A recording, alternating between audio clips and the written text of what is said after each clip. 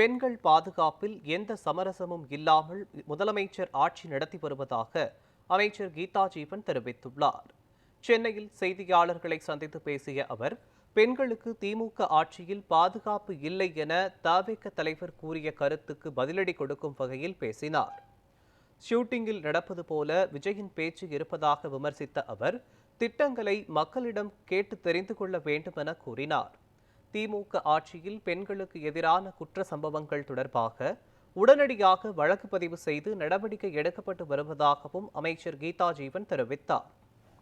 அதே போல பெண்கள் பாதுகாப்பை பொறுத்த வரைக்கும் நம்முடைய முதலமைச்சர் அவர்கள் இதில் எந்த ஒரு சமரசத்திற்கும் அவர் இடம் தராத வகையில் இந்த ஆட்சி நடத்தி வருகிறார்கள். அவர் பொறுப்பேற்ற முதல் அந்த மாதத்திலே எங்களை சமூக நலத்துறை அழைத்து கூறியது அதுதான். சமூக நலத்துறை மற்றும் காவல்துறையை இந்த முறையாக வழக்கு பதிய வைக்கணும்.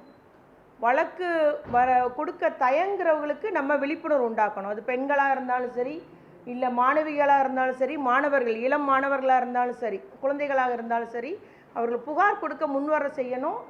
முறையாக அந்த வழக்கு பதிவு செய்கிறது, குற்றப்பத்திரிகை தாக்கல் செய்து அந்த வழக்குகளை வேகப்படுத்த வேண்டும். அதற்கான நடவடிக்கை எடுக்கணும்னு சொல்லிட்டு எங்களை உத்தரவிட்டார். அந்த முதல் மாதத்துலேருந்தே மாதந்தோறும் முதலமைச்சருடைய ஆய்வில் இந்த பெண்கள் மற்றும் குழந்தைகள் பாதுகாப்பு என்பதற்கு நம்முடைய முதலமைச்சர் முக்கியத்துவம் கொடுத்து வருகிறார்.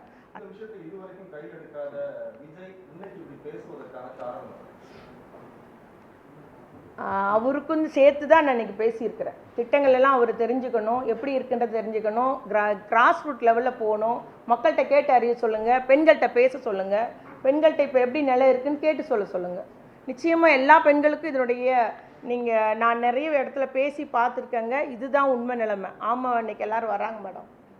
ஏன்னா எவ்வளோ காலமாக இருந்தது, புகார் கொடுக்காமலே அப்படியே அமுக்கி வைக்கப்பட்டார்கள், அப்படியே சப்ரஸ் பண்ணப்பட்டாங்க. இன்றைக்கி வர்றாங்கன்னு தான் சொல்கிறாங்க. அதனால் அவர் பேசி பார்க்கட்டும். ஒரு ஷூட்டிங் நடக்கிற மாதிரி ஏதோ அறிக்கை சொல்லிட்டு போயிடுறாங்க. கீழ் மட்ட லெவலில் மக்களை சந்தித்து கேட்டாங்கன்னா அவங்களுக்கு உண்மை நிலைமை தெரியும்.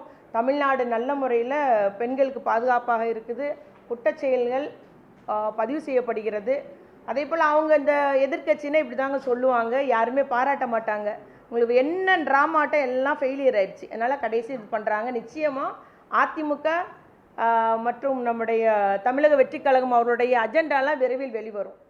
இது அதில் ஒன்று. அதனால் நிச்சயமாக நம்முடைய அரசு பெண்கள் மற்றும் குழந்தைகள் பாதுகாப்பான அரசாக தான் திகழ்கிறது. பெண்கள் மற்றும் குழந்தைகளுக்கு எதிரான அந்த பெண்கள் அதிக வேலை பார்க்கறதுனால அந்த ஒரு நிலையை உருவாக்கியிருக்காரு, தொழில் முனைவோர் ஆக்கியிருக்காங்க, எவ்வளோ நடக்குது. அதனால் நிச்சயமாக குற்றச்செயல் குறைய ஆரம்பிக்கும். விழிப்புணர்வு ஒரு காரணம் என்பதை நான் மீண்டும் அழுத்தம் திருத்தமாக கூற விரும்புகிறேன்.